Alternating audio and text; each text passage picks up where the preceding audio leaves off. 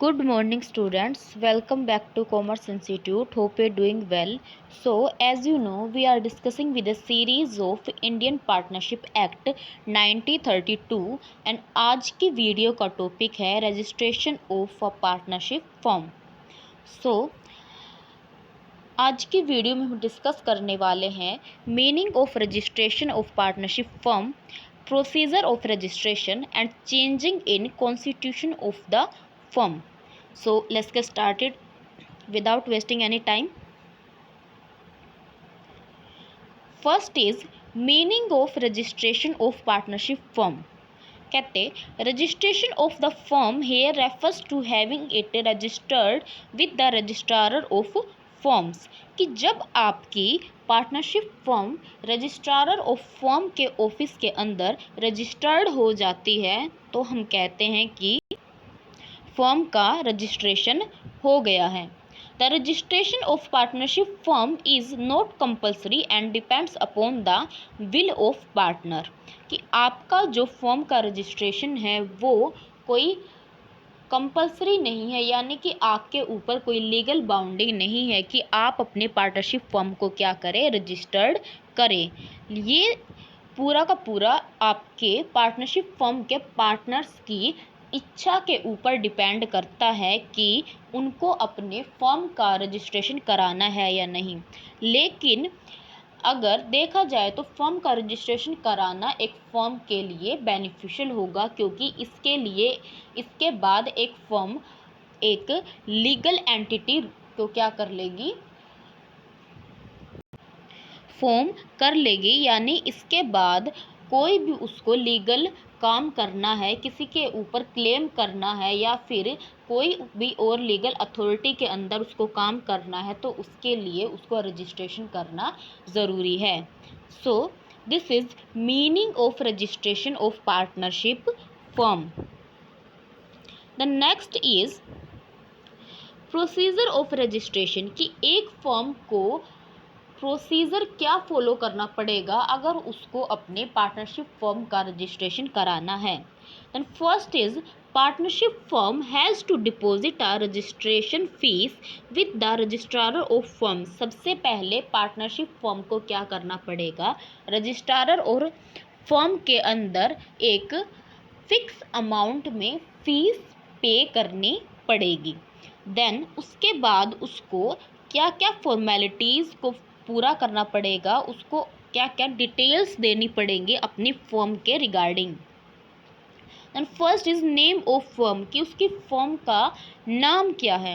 Address of firm and branches, date of its formation, name and addresses of partners, duration of partnership firm, कि आपकी firm कितने time period के लिए established की जा रही है, या कोई स्पेसिफिक टाइम पीरियड है या फिर वो एक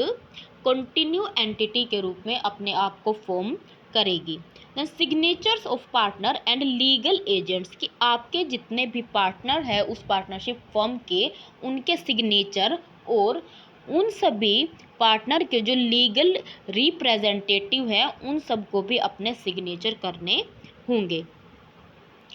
देन उसके बाद आफ्टर द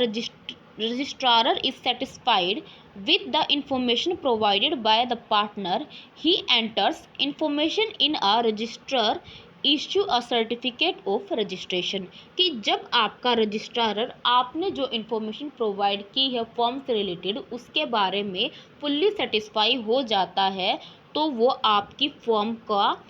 रजिस्ट्रेशन कर देता है और आपको रजिस्ट्रेशन का एक सर्टिफिकेट प्रोवाइड किया जाता है, जो कि इस बात का लीगल प्रूफ है कि आपका फर्म जो है वो रजिस्टर्ड हो चुकी है. After registration partners have right to carry on business under the rules relating to trade name and goodwill, कि रजिस्ट्रेशन के बाद आपकी फर्म जो भी उसने रजिस्ट्रेशन के अंदर रूल्स एंड रेगुलेशन को लिखा है उसके अंदर अपना काम स्टार्ट कर सकती है. So this is procedure of partnership firm registration. The next is change in constitution of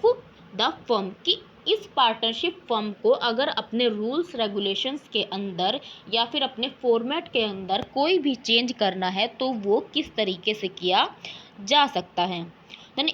if firm was to change in the name, address or place of business of the firm must be communicated to registrar of firm so that necessary changes can be made कि अगर firm अपने नाम, address या फिर place of business यानी कि जहाँ पर वो फर्म काम करती है उसके बारे में कोई भी चेंज कर रहा है तो उसको क्या करना पड़ेगा, रजिस्ट्रार ऑफ फर्म के पास इसके बारे में इंफॉर्मेशन देनी पड़ेगी ताकि वो सूटेबल चेंजेस कर सके। Then any partner of firm should inform the registrar that firm has started or closed its business at a particular place कि अगर आपकी फर्म किसी और जगह पर अपनी ब्रांच खोलना चाहती है या फिर अपना बिजनेस स्टार्ट करना चाहती है तो क्या करना पड़ेगा, आपके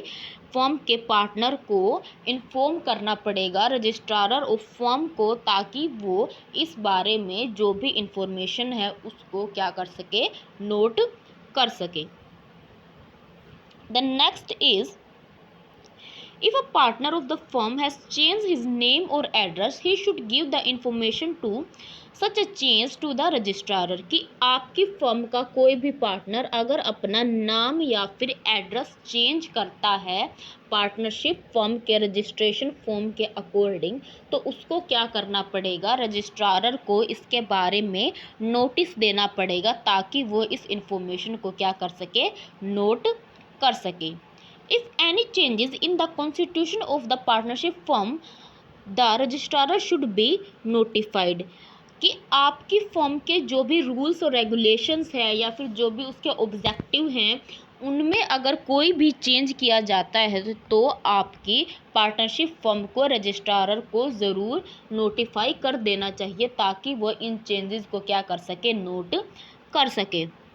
If a minor who has share in the profits of firm has become of major and joined the firm, the registrar should be notified कि आपकी फर्म के अंदर अगर कोई भी माइनर पार्टनर है और वो मेजर बन जाता है इसके बाद अगर वो पार्टनर फर्म के अंदर पार्टनर रहना कंटिन्यू करेगा तो उस कंडीशन में आपके जो भी पार्टनर्स हैं उनको रजिस्ट्रार को इसके बारे में क्या करना चाहिए, नोट लिखना चाहिए कि कोई पर्टिकुलर XYZ पार्टनर हमारी फर्म में पहले माइनर थे, अब वो मेजर की कंडीशन में आ चुके हैं और अभी भी वो फर्म के अंदर एज ए पार्टनर क्या रहना चाहते हैं, कंटिन्यू रहना चाहते हैं। सो इन इंफॉर्मेशन को क्या करेगा, आपका रजिस्ट्रार नोट करेगा। सो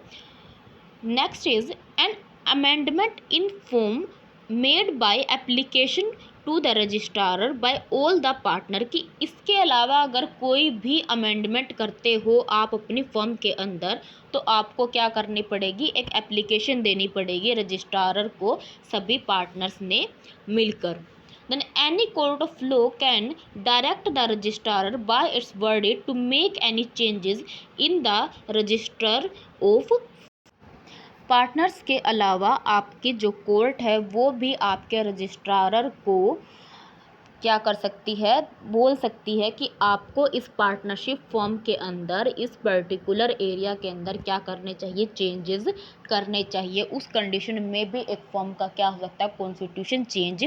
हो सकता है। So this is all about today's topic and hope this is clear. आज की वीडियो में हमने डिस्कस किया meaning of registration of partnership form and procedure of registration and changes in the constitution of a